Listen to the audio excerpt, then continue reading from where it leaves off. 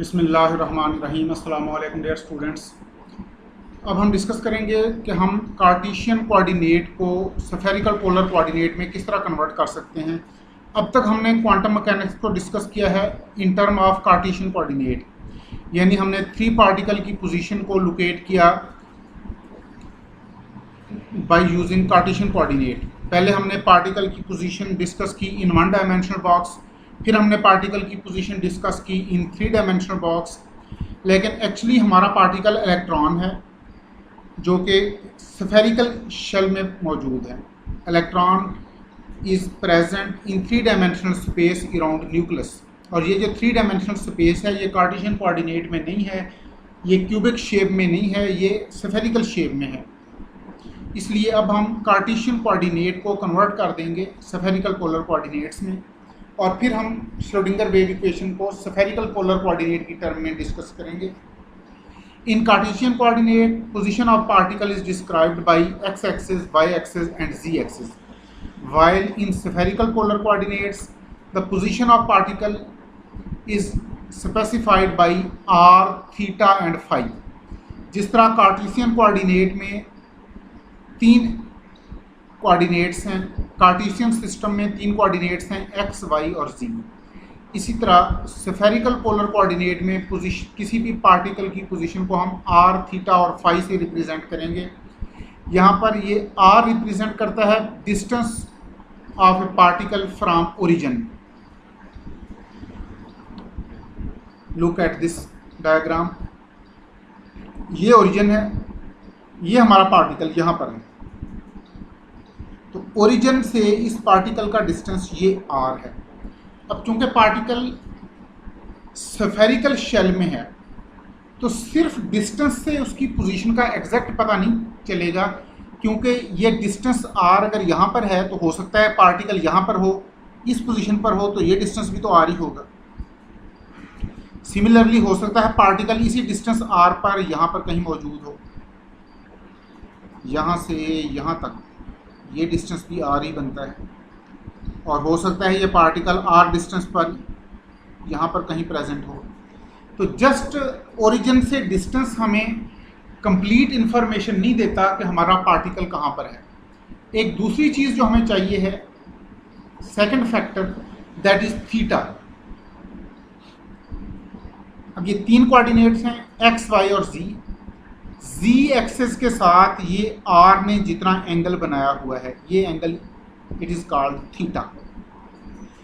Particle की position को specify करने के लिए थीटा का पता होना भी ज़रूरी है, लेकिन r और थीटा पता चलने के बाद भी हमें कंप्लीट इन्फॉर्मेशन नहीं मिलती, क्योंकि ये एंगल थीटा तो हो सकता है पार्टिकल अगर यहाँ पर है तो भी पार्टिकल तो भी वो एंगल थीटा बना रहा हो। Let's suppose if particle is here, अब उसका डिस्टेंस फ्रॉम ओरिजिन ये है, ये डिस्टेंस अगर r के इक्वल हो और ये एंगल थीटा के इक्वल ही हो, तो r और थीटा जिस तरह राइट साइड पर, ओरिजिन की राइट साइड पर जिस तरह हैं, उसी तरह ये ओरिजिन की लेफ्ट साइड पर ही भी होंगे। तो हमें पार्टिकल की एग्जैक्ट लोकेशन का पता नहीं चल सकेगा। यानी अगर पार्टिकल YZ प्लेन में ओरिजिन से r डिस्टेंस पर है और z एक्सिस के साथ एंगल थीटा बना रहा है, तो हो सकता है कि वो XZ प्लेन में भी ओरिजिन से r डिस्टेंस पर हो और z एक्सिस के साथ एंगल थीटा बना रहा हो। तो फिर ये 2 डिफरेंट पोजीशन होंगी और दोनों के लिए r और थीटा की वैल्यू सेम होगी। अब हमें एक तीसरा कोऑर्डिनेट भी चाहिए है जिसको फाई कहा जाता है। इसको लोग फाई भी पढ़ते हैं, फी भी पढ़ते हैं। अब ये phi it is actually the angle between projection of r with x axis. ये पार्टिकल हमारा यहाँ पर है, यहाँ से आप एक प्रोजेक्शन ड्रा करें XY प्लेन में, और फिर इस प्रोजेक्शन को ये जो लाइन ओरिजिन के साथ मिलाती है, ये एक्चुअली प्रोजेक्शन है। इस लाइन का डिस्टेंस विद x एक्सिस इसे कहते हैं फाई। r, थीटा और फाई तीनों की वैल्यूज हमें जब तक पता नहीं होंगी, हमें पार्टिकल की एग्जैक्ट पोजीशन का पता नहीं चल सकेगा। तो ये पार्टिकल अगर यहाँ की बजाय यहाँ आ जाए, हो सकता है आर और थीटा दोनों की वैल्यूज़ वही रहें जो एक्स वाई जो वाई जी प्लेन में थी, हो सकता है एक्स जी प्लेन में भी ये वैल्यूज़ वही रहें, लेकिन फिर फाई की वैल्यू डिफरेंट होगी। तो ये तीनों आर थीटा और आर थीटा और फाई, जब तक इन तीनों की वैल्यूज़ का हमें इल्म नहीं होगा, हम पार्टिकल की एग्जैक्ट पोजीशन लोकेट नहीं कर सकेंगे।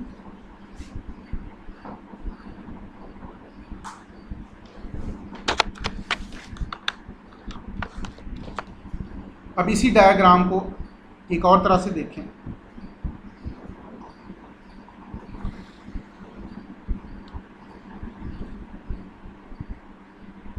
ये देखें, ये हमारा पार्टिकल है P, ये हमारे पार्टिकल की पोजीशन है। ओरिजिन से इस पार्टिकल का डिस्टेंस ये रेड लाइन से शो किया है, इट इज़ R, और ये R इस पार्टिकल P का पोजीशन वेक्टर है, क्योंकि ये डायरेक्शन को रिप्रेजेंट करता है। R का Z एक्सिस का साथ एंगल थीटा, और ये एंगल अगर थीटा हो तो फिर ये जो प्रोजेक्शन आप ड्रा करेंगे इसका R के साथ एंगल ये भी थीटा ही है। अब आपने P से प्रोजेक्शन ड्रा कर लिया, ये प्रोजेक्शन हमने ड्रा किया एक्स वाई प्लेन में, और इसको हम ज्वाइन कर देंगे अगेन ओरिजिन के साथ। इस लाइन का एंगल एक्स एक्सिस के साथ ये है फाई। अगर पार्टिकल हमारा यहाँ से मूव करेगा तो बेशक आर और थीटा चेंज ना भी हो तो भी फाई चेंज होगा। इट मीन आर और थीटा की वैल्यूज चेंज नहीं भी होती तो भी फाई से हमें पता चलेगा कि पार्टिकल हमारा किस पोजीशन पर है। तो आपको पार्टिकल की एग्जैक्ट पोजीशन का अंदाज़ा लगाने के लिए आर, थीटा और फाई तीनों की वैल्यू ज़रूरी है। हो सकता है हमारे पास दो पार्टिकल हों, दोनों की आर की वैल्यू भी सेम हो, यानी वो ओरिजिन से सेम डिस्टेंस पर हों, और थीटा की वैल्यूज़ भी दोनों की सेम हो, यानी उनका ओरिजिन से डिस्टेंस भी सेम हो, जी एक्सिस के साथ उनके पोजीशन वेक्टर का एंगल भी सेम हो, लेकिन दोनों की पोजीशन डिफरेंट होंगी। क्यों?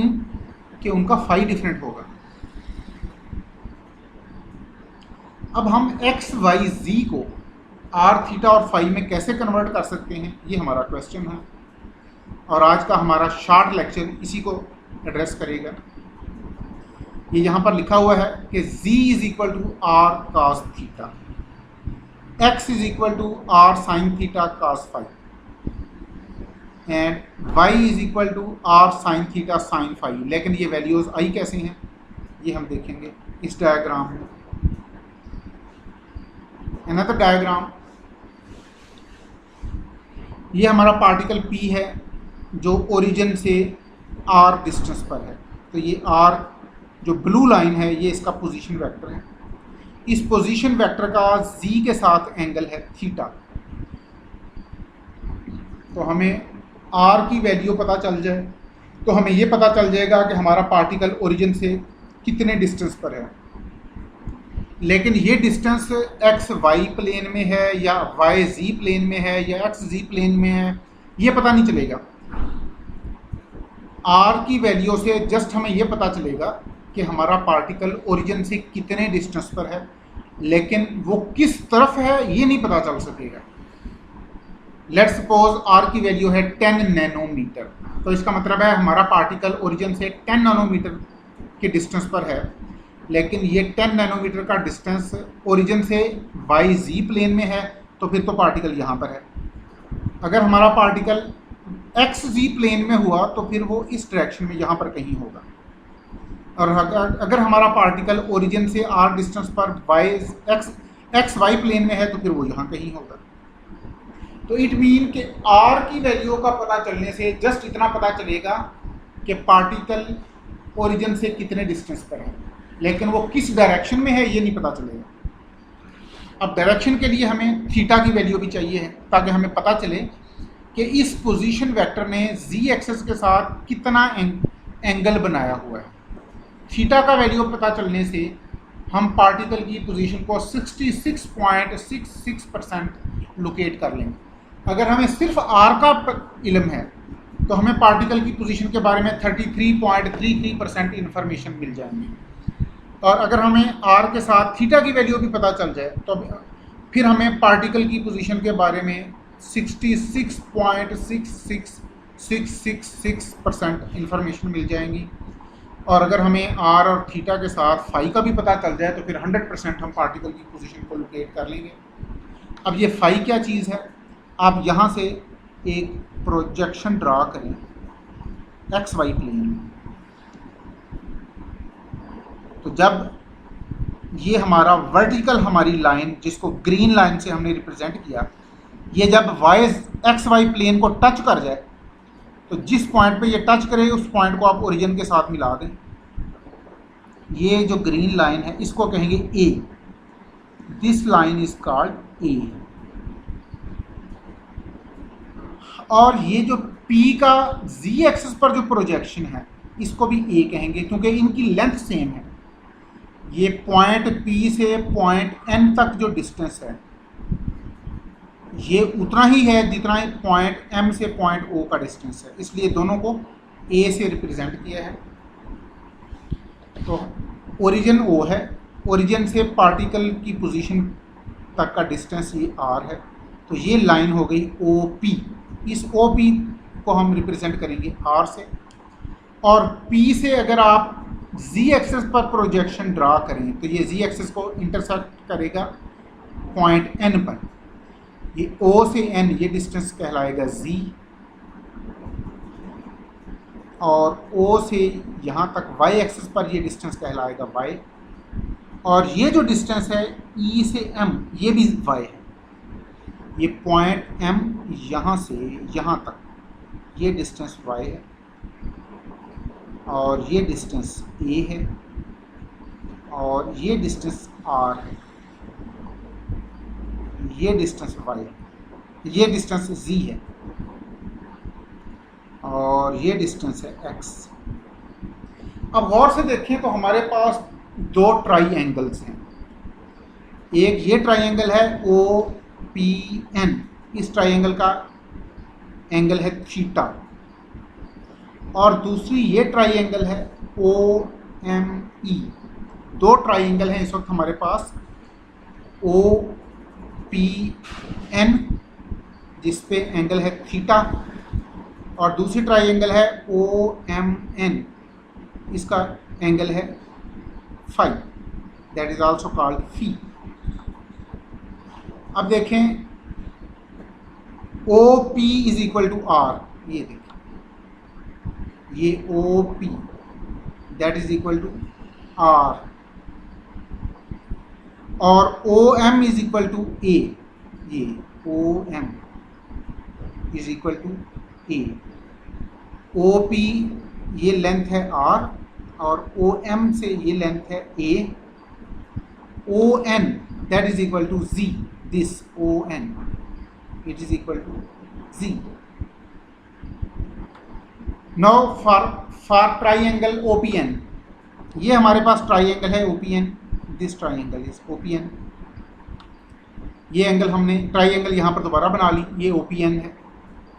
पार्टिकल हमारा यहाँ पर है, ओ से पी तक का डिस्टेंस आर, और ये जो आर है ये इस ट्राइंगल का हाइपोटेन्यूज।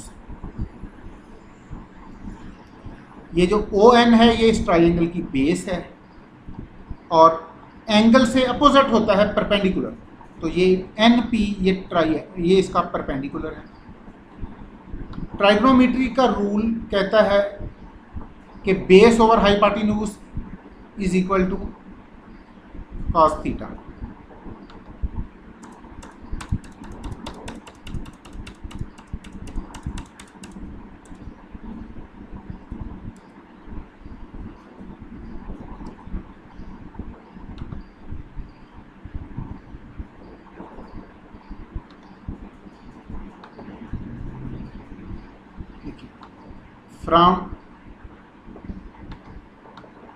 फॉर ट्राइंगल OPN,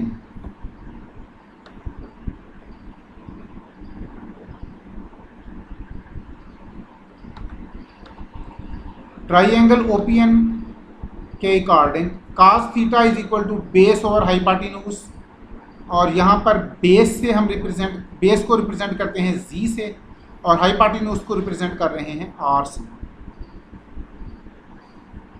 ये देखें, ये बेस है जिसको हमने जी से रिप्रेजेंट किया है, ये जी है, और perpendicular is hypotenuse is are.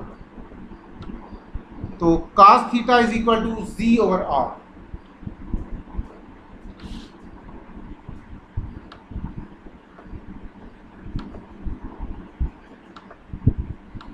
cos theta is equal to z over r, it mean z is equal to r cos theta. तो जी की वैल्यू हमारे पास आ गई r cos theta. Similarly sin theta is equal to perpendicular over हाइपाटिन्यूस।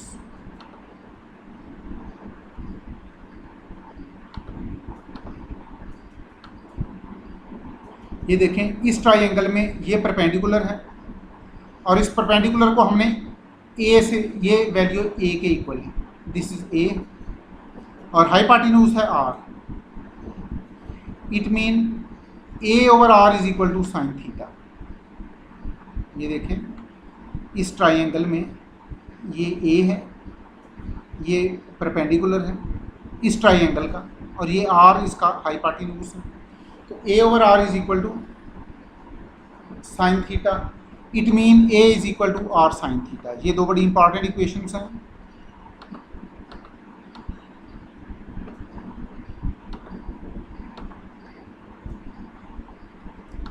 अब आ जाए दूसरी triangle. ये जो ट्राइंगल है OME, ये है ट्राइंगल OME। इस ट्राइंगल में जो ए है ये इसका हाइपाटिन्यूस है, एक्स इसकी बेस है, ये इसकी बेस को रिप्रेजेंट करेंगे एक्स से, और परपेंडिकुलर को है इसका वाई। ये देखें, ये वाई इस ट्राइंगल का परपेंडिकुलर है, ये एक्स इस ट्राइंगुलर की बेस है, और ये ए जो है ये इसका हाइपाटिन्यूस है। Now for triangle OME,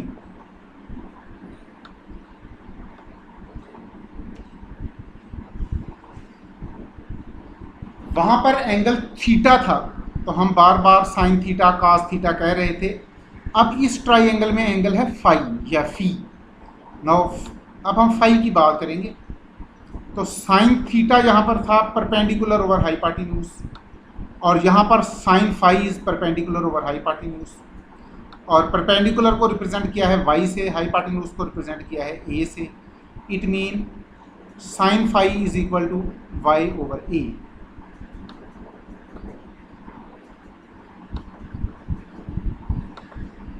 sign phi is equal to perpendicular over hypotenuse, that is y over a. It mean y is equal to a sine phi. Y is equal to a sine phi, और a की value हमारे पास यहाँ पर है, a is equal to r sine theta. तो ये a is equal to r sine theta. तो ए की वैल्यू अगर आप यहाँ पर पुट कर दें तो y is equal to r sine theta sine phi.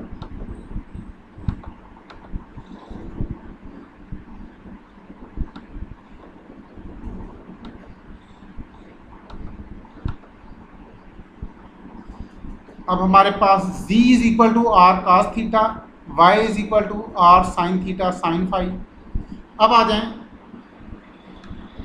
x की तरफ। अगेन फॉर ट्राइंगल OME,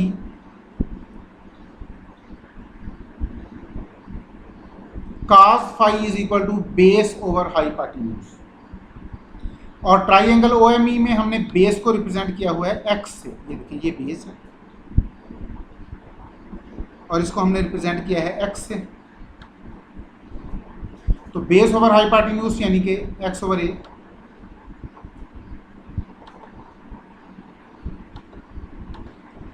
यानी कि x is equal to a cos five, cos five is equal to x over a and x is equal to a cos five, और यहाँ पर a की वही value जो हम पहले पुट कर चुके हैं, यानी कि a is equal to r sine theta.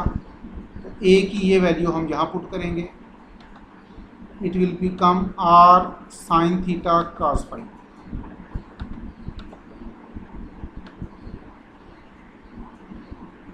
तो x is equal to r sine theta cos five. अब हमारे पास समरी इस पूरी बात की आ गई कि z is equal to r sine theta,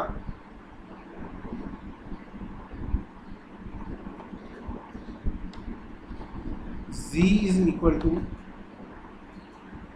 are sine theta, a is equal to z is equal to r cos theta and a is equal to r sine theta, and y is equal to r sin theta sin phi।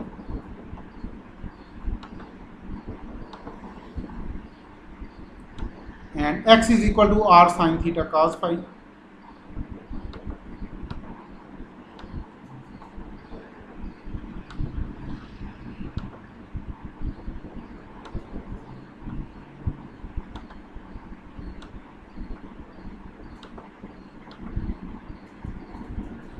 इस तरह हम Cartesian coordinate को convert कर देंगे spherical polar coordinate में। z equal to r cos theta, y equal to r sine theta sine phi and x equal to r sine theta cos phi.